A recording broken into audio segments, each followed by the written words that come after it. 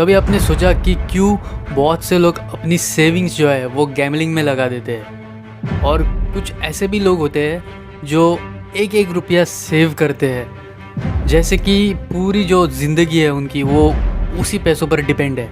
आपके आसपास ऐसे भी लोगों को देखा होगा जो कि ब्रांड न्यू आईफोन EMI पे लेते हैं, लेकिन उनके पास कोई इमरजेंसी फंड नहीं होता है, या फिर कोई स्टॉक्स में इन्वेस्ट करने से रिफ्यूज़ करता है, या फिर लाखों की सेविंग्स बैंक अकाउंट में जो वैसे के वैसे पड़ी है। सो आपको लगता होगा कि ये सारे लोग डम्ब है, पर नहीं।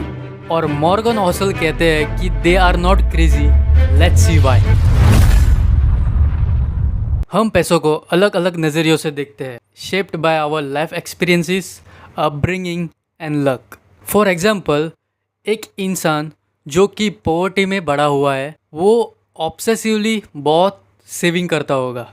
मीनवाइल एक इंसान जिसने अपनी करियर एक बुल मार्केट पे शुरुआत करी होती है, उसको लगता है कि मार्केट हमेशा ऊपर ही रहता है। इमेजिन करो कि दो इंसान है, एक बॉर्न हुआ 1950 में और दूसरा बॉर्न हुआ 2000s में। 1950s में जो बॉर्न हुआ है उसने ऑयल क्राइसिस देखे, हाई इन्फ्लेशंस देखे, मार्केट क्रैशेस देखे, और जो 2000s में बॉर्न हुआ है वो उस टाइम पे बॉर्न हुए जहाँ पे ऑनलाइन पेमेंट्स चलते हैं, सोशल मीडिया चलता है, और जहाँ पर क्रिप्टोस की बातें होती है। सो ऑब्वियसली इनका जो पैसों के ऊपर टेक है वो एकदम से डिफरेंट होगा। सो हर किसी का जो फाइनेंशियल डिसीजन होता है वो उनके लिए बहुत ही सेंस करता है, even if it looks crazy to you. Money is emotional and not logical. So हम अपनी फाइनेंशियल डिसीजन स्प्रेडशीट के अनुसार नहीं लेते, और हमारा फाइनेंशियल डिसीजन बेस होता है फियर, ग्रिड और इनसिक्योरिटी पर, and that is not wrong. Think of money like food.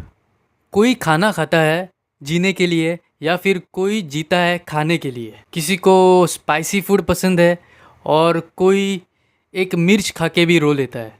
हम सब का अलग अलग टेस्ट होता है पैसों को लेकर, based on our life experiences. जब दो इंसान डिफरेंट चॉइस करते हैं, एक इन्वेस्ट करता है म्यूचुअल फंड्स में और दूसरा इन्वेस्ट करता है गोल्ड्स में, ये ऐसा नहीं है कि पहला वाला जो इंसान है वो बहुत स्मार्ट है और दूसरा वाला जो इंसान है वो बहुत ही स्टूपिड है।